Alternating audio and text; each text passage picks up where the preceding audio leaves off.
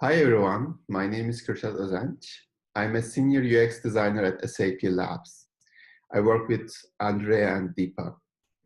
Besides my SAP job, I also teach courses at Stanford at this school, mostly on interaction and service design.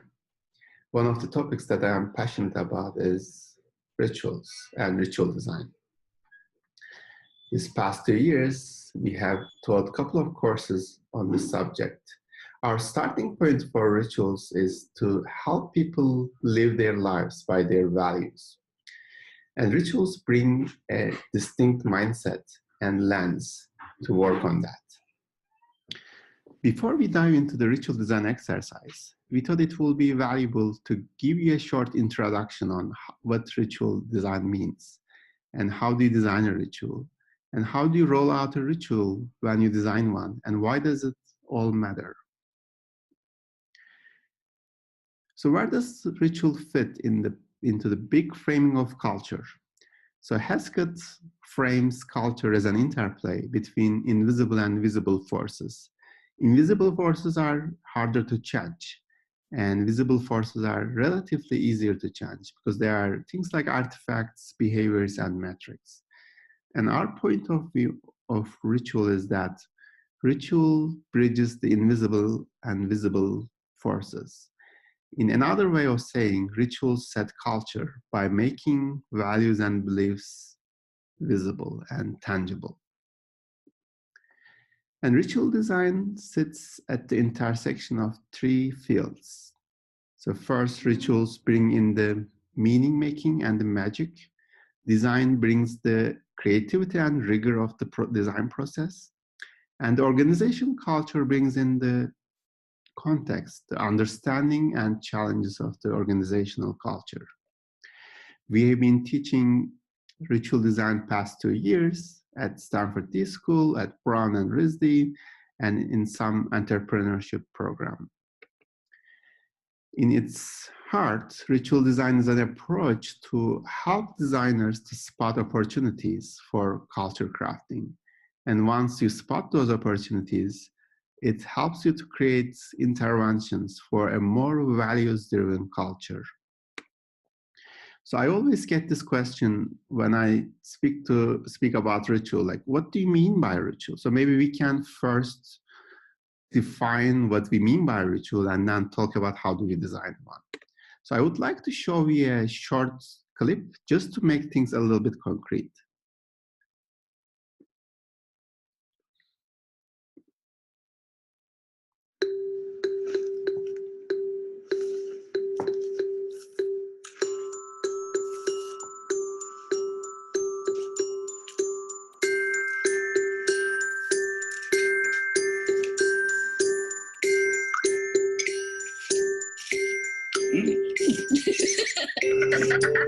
Good night, buddy. Good morning, Dad. Oreo. Milk's favorite cookie. Oh man, it's that time of the day. We all might enjoy some Oreo. But this ad is, I really love this ad, but it illustrates our definition of rituals. Like we have 3 lines of definitions and it illustrates those very well. So first of all, a ritual is an act done in a particular situation, like when the father goes away for a job trip. And in the same way each time, like the way they eat, they enjoy their Oreo, it seems it's scripted out. So it has that quality. And the second one is when observed by an outsider like us, it seems to be irrational. So it doesn't make sense. Why do they eat Oreo? Like why does the son eat Oreo before just going to sleep?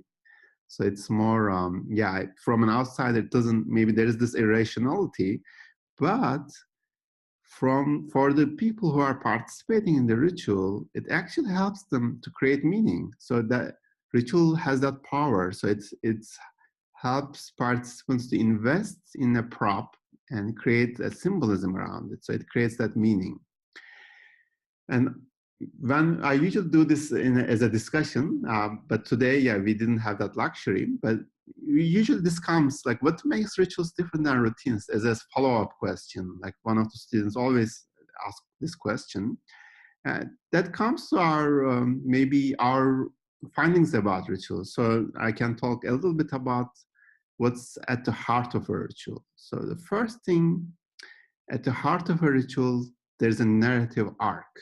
So in Oreo example, the narrative arc is a caring father who cares about his son even though he's 5,000 miles away from his son. So that's underlying. It's not about Oreo, but it's about that that kind of bonding goal.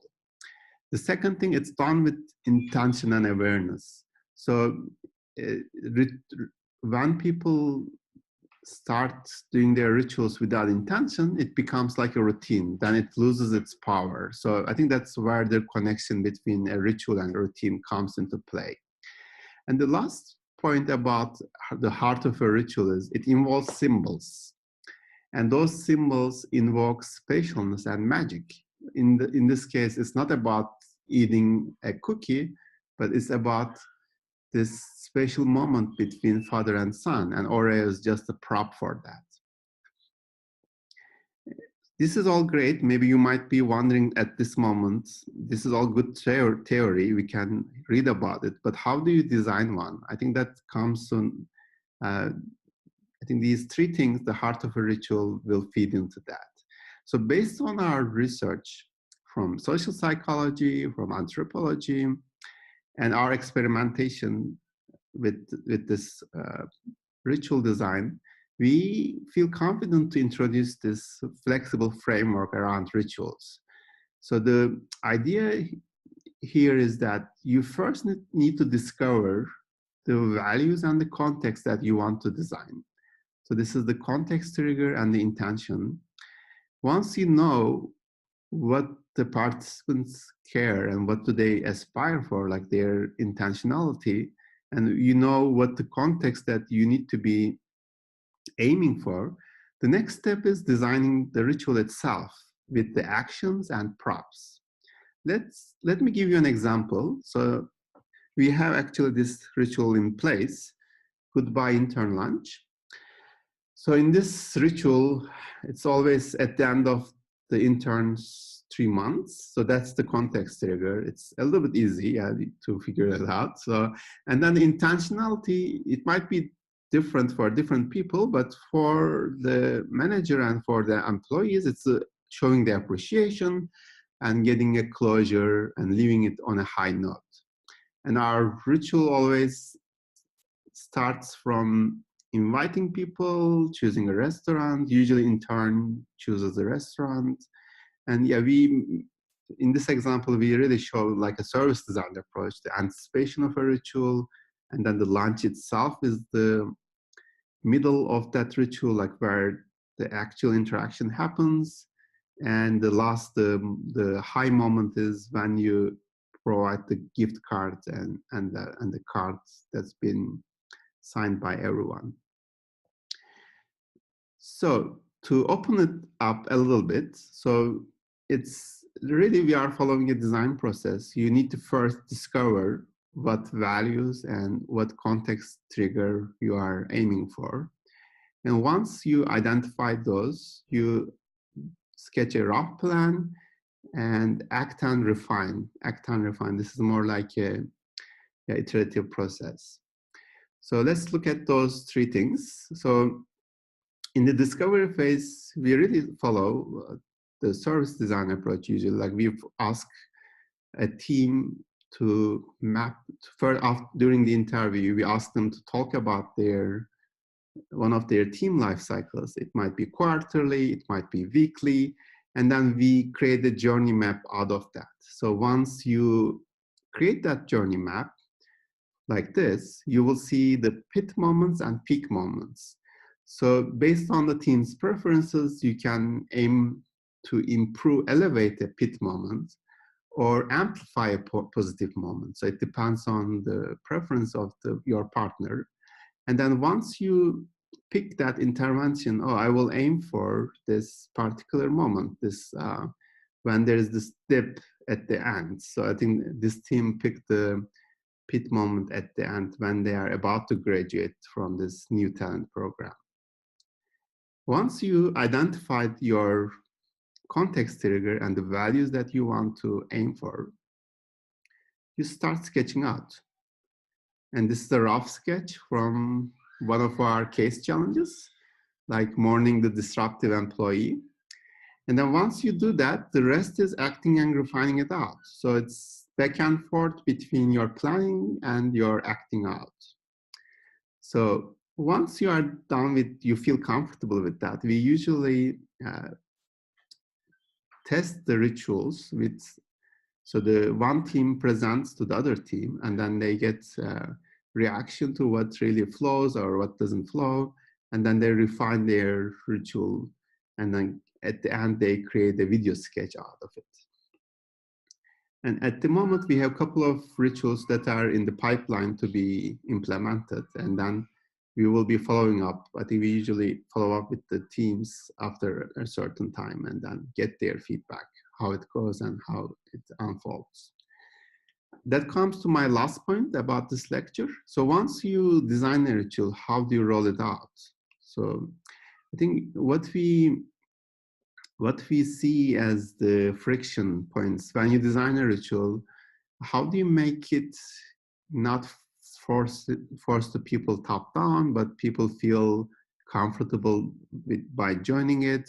So it's more open and people feel it's okay to join this ritual.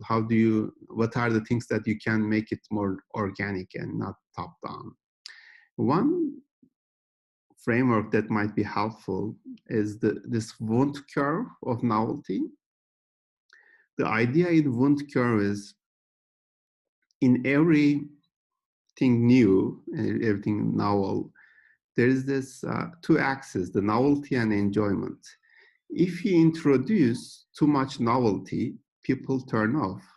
But if you introduce too little novelty, it will be too familiar and it gets boring.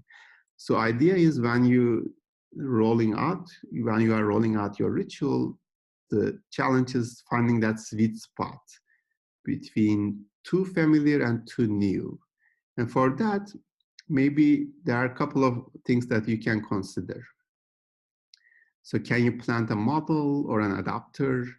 Like maybe some of the key people will be modeling the ritual and then it will feel less awkward for the others.